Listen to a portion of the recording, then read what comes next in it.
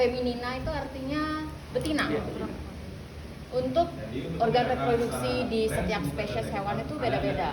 Jadi itu tergantung spesies. Jadi kita tidak bisa menyamaratakan organ reproduksi antar individu atau antar spesies itu sama. Karena setiap spesies itu beda-beda. Jadi ada yang punya kornua, ada yang punya tanduk uterus, contohnya ada yang tidak. Jadi kita sebagai contoh ini merupakan organ reproduksi sapi. Jadi kalau ini merupakan tipe dari bipartit. Jadi bipartit itu artinya dia tuh memiliki kornua, ini kornua ya, ini kornua uterus, ini corpus uterus. Jadi dia tuh memiliki kornua uteri dan bifocarsionya. Jadi bifocarsio itu merupakan sekat pembatas antara kornua uteri kanan sama kiri. Ini bipartit. Tetapi kalau kita di human itu tidak punya kornua. Kenapa? Karena kalau di human kita tuh hanya ada corpus uterus, jadi ada rahimnya aja yang langsung nyambung dengan oviduct atau tuba fallopi yang akan berhubung langsung ke ovarium. Gitu. Jadi kita hanya ada corpus uteri sama tuba fallopi dan ovarium.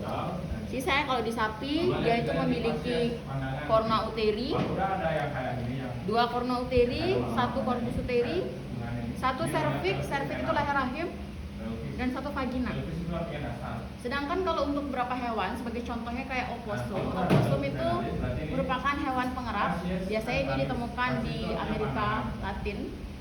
Itu dia itu memiliki 2 vagina, 2 cervix, 2 kornua gitu, 2 kornua uteri. Jadi beda-beda per spesies. Kalau untuk kelinci sama tikus sama juga, dia itu tipenya kornua juga. Dia memiliki 2 cervix gitu, 2 cervix. Kemudian dia 2 kornua. Jadi beda-beda ya setiap tipenya. Terus kita akan mengurutkannya mulai dari lateral ke medial. Jadi kalau kita bayangkan pas waktu kita mereksa organ reproduksi, jadi tampak luar. Organ reproduksi terluar dari betina itu merupakan vulva. Vulva itu bibirnya ya, bibirnya dibuka. Vulva itu terdiri dari labia mayor dan labia minor. Jadi ada bibir terluar dan bibir terdalamnya. Ini vulva kayak gini bentuknya, anggap saja mispi ya. Ini vulva, kemudian dia bibir terluarnya adalah labia mayor. Pas dibuka jadi labia minor. Kemudian nanti ada jaringan erektil, jadi itu adalah sebagai organ perangsang. Karena di sana terdapat banyak pembuluh darah dan juga saraf yang langsung berhubungan ke sistem saraf pusat. Gitu. Jadi itu merupakan kalau di betina namanya klitoris. Jadi yang kayak biji kacang itu ya, itu namanya klitoris. Kalau klitoris di jantan itu merupakan bakal dari penis. Jadi dia akan penis membentuk kepalanya, itu namanya gland penis. Kemudian nanti ada temennya sama juga kayak klitoris, cuman di jantan itu disebut sebagai frenulum. Frenulum itu merupakan puncak dari kepala penis, jadi puncak dari gland penis. Letaknya itu tepat banget di atas uretra. Ingat kalau untuk di organ reproduksi betina, dia itu terdiri dari 2 lubang. Jadi ada vagina sama vestibulum. Vestibulum itu sebagai tempat pengeluaran urin.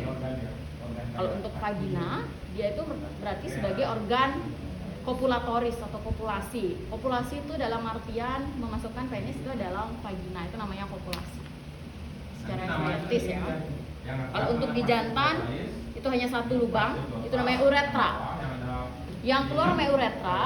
Uretra itu merupakan penghubung antara vesika urinaria sama yang keluar, langsung ya lubang pengeluaran. Kalau ureter dia penghubung antara vesika urinaria dan juga ginjal, itu ureter. Oke, ginjal, ureter, vesika urinaria, uretra yang keluar. Dan di sini kalau di betina disebut sebagai vestibulum. Makanya kalau kita lihat ini merupakan yang besar ini, balon besar ini adalah VU ya. Balon besar ini VU. Jadi kalau dia lagi tidak terisi urin, dia tuh akan tampak kempes kayak gini. Jadi letaknya itu emang di arah ventral. Jadi dia tuh numpuk kayak gitu, numpuk ya.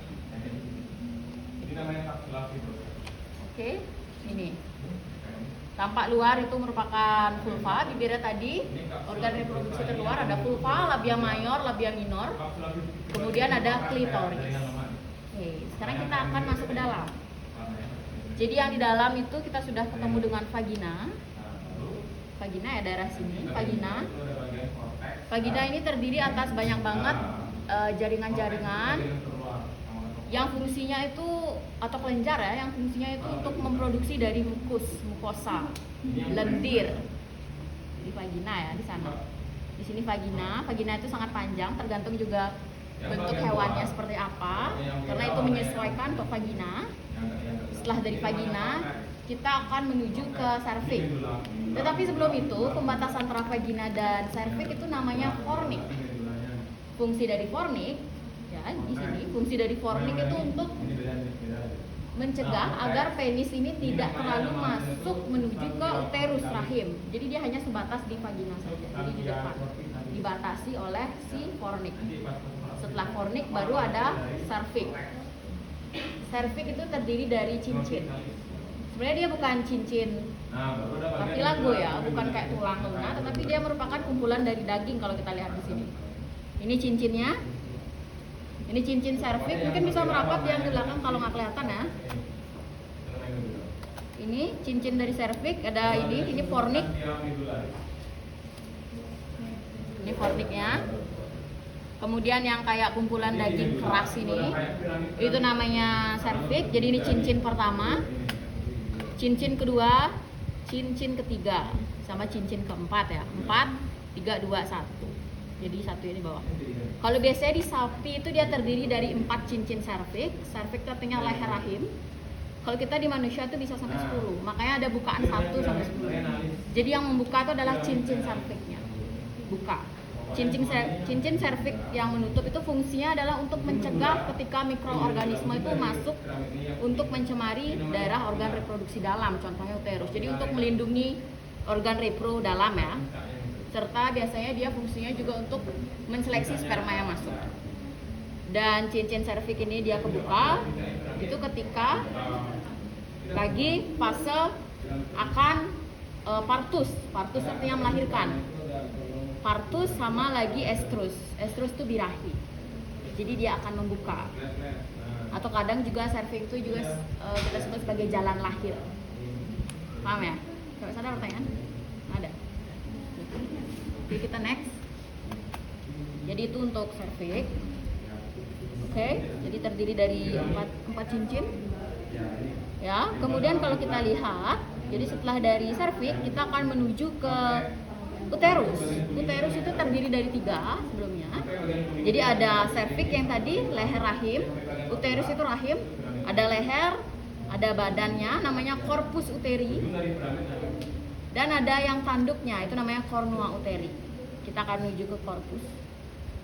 Di corpus uteri itu terdiri dari lapisan-lapisan dari uterus ya. Jadi terdiri dari 3 lapisan. Kalau dari luar itu namanya gini, apa namanya? Perimetrium ya. Perimetrium terluar, kemudian ada otot daerah rahim, itu namanya myometrium. Dan untuk bagian dinding terdalamnya adalah endometrium. Jadi endometrium itu adalah dinding rahim bagian dalam. Biasanya itu tempat untuk embrio ini menempel. Oke, paham? Ya, jadi itu untuk bagian-bagian dari uterus. Nah, di uterus itu kalau kalian lihat di sini kayak ada kumpulan daging gitu ya, itu namanya karankula.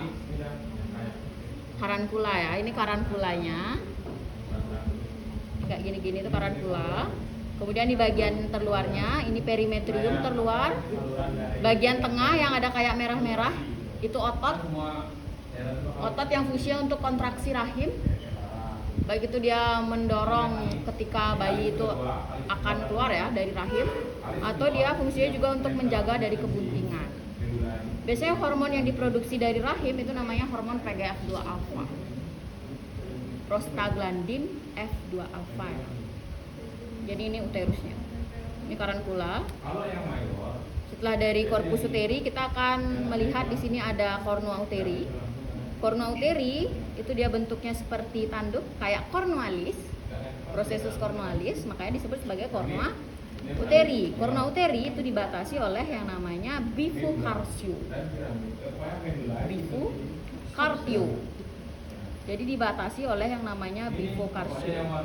Jadi kalau ada pembatas seperti ini di korona uteri itu disebut sebagai tipe uterus bipartit. Bipartite. Kalau nggak ada bikornuanya, kalau nggak ada pembatasnya seperti bifocarpio ini disebut sebagai bikornua. Kalau kita tipe uterusnya di wanita ya, di manusia itu adalah simplex. Jadi ada yang simplex, ada yang duplex tipe-tipenya.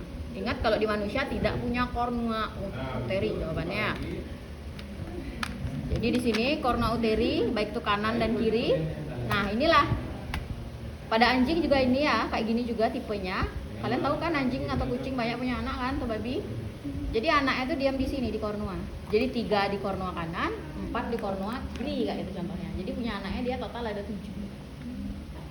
Jadi dia diamnya tuh di sini.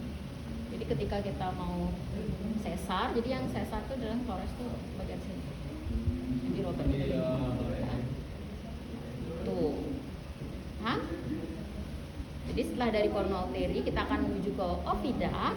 Nah, pembatas antara kornua uteri dan tuba fallopi atau oviduct. Jadi bagian depan, pintu bagian depan ini adalah oviduct ya. Yang kayak kawat-kawat ini yang akan terhubung langsung ke ovarium. Jadi pembatas depannya yang paling lateral itu namanya utero-tubal junction atau UTJ. Utero artinya uterus, tubal artinya tuba fallopi, junction artinya persimpangan. Jadi utero-tubal junction pembatas di antara kornua uteri dan juga tuba fallopi bagian titik-titik. Jadi tuba fallopi itu terdiri dari 3. Terluar itu kita sebut sebagai isthmus. Kemudian yang tengah-tengah itu disebut dengan ampula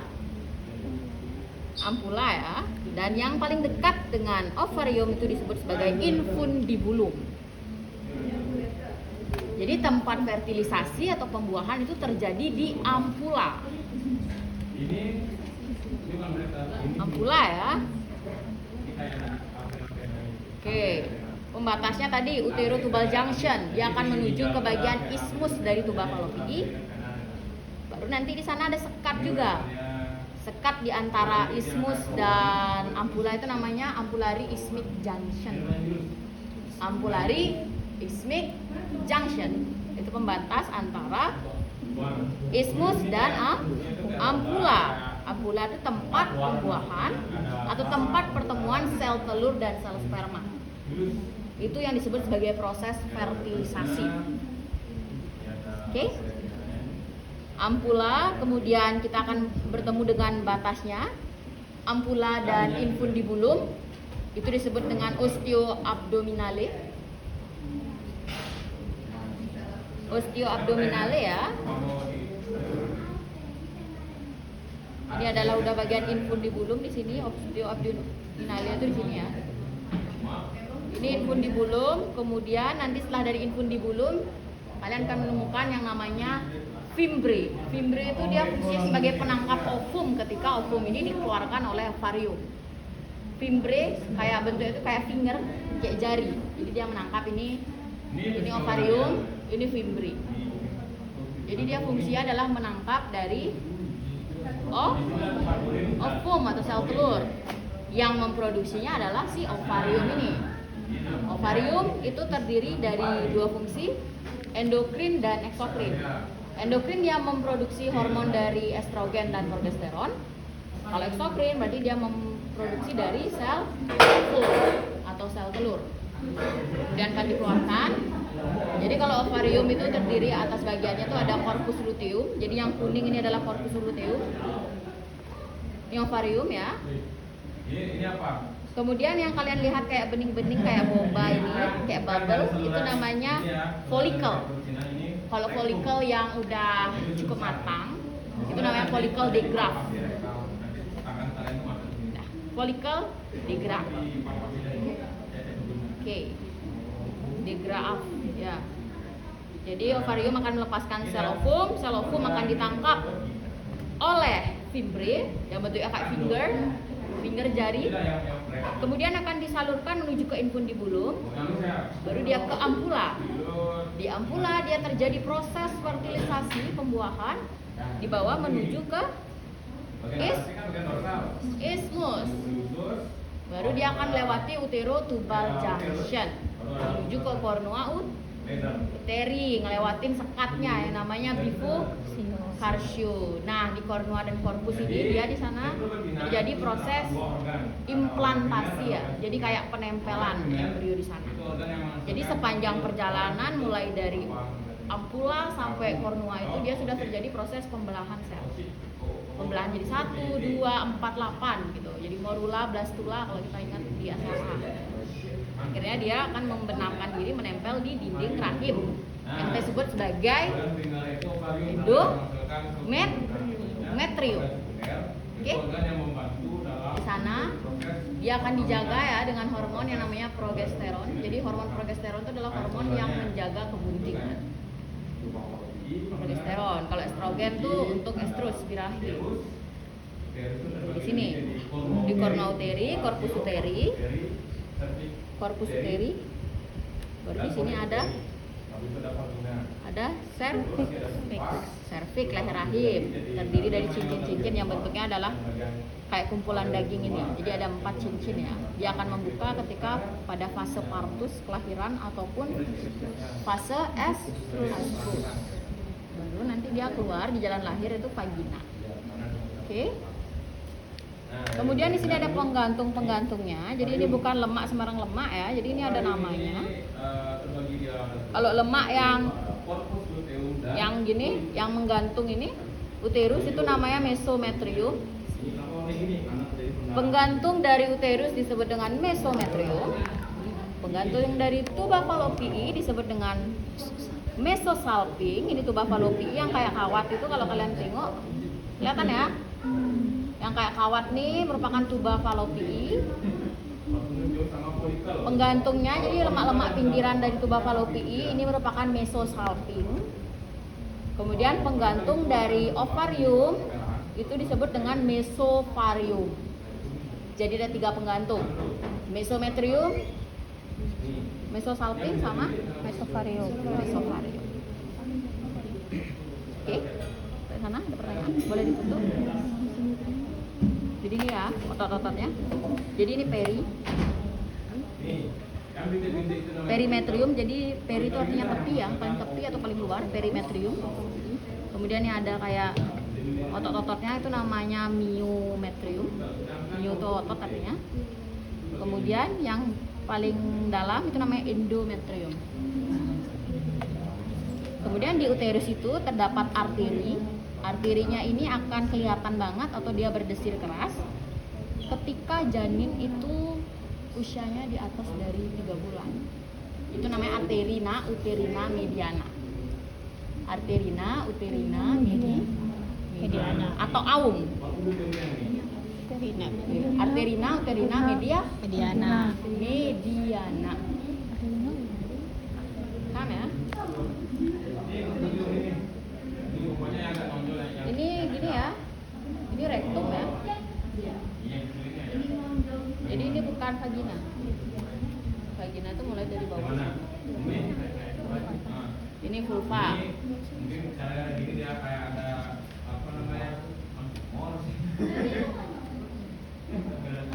Jadi keluar. Ini vulva di sini ya. Ini yang paling luar ini. Ini vulva. Vulva, labia mayor, labia minor. Vagina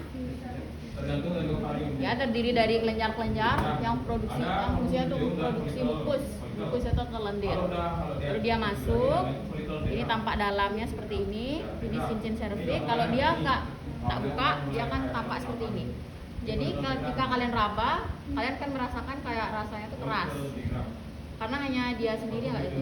Jadi patokannya untuk meraba organ reproduksi itu kalian harus tahu cervix itu di mana. Dengan cara ini tampak keras ya, raba keras, karena dia terdiri dari cincin cervix. Ada pertanyaan? Ada.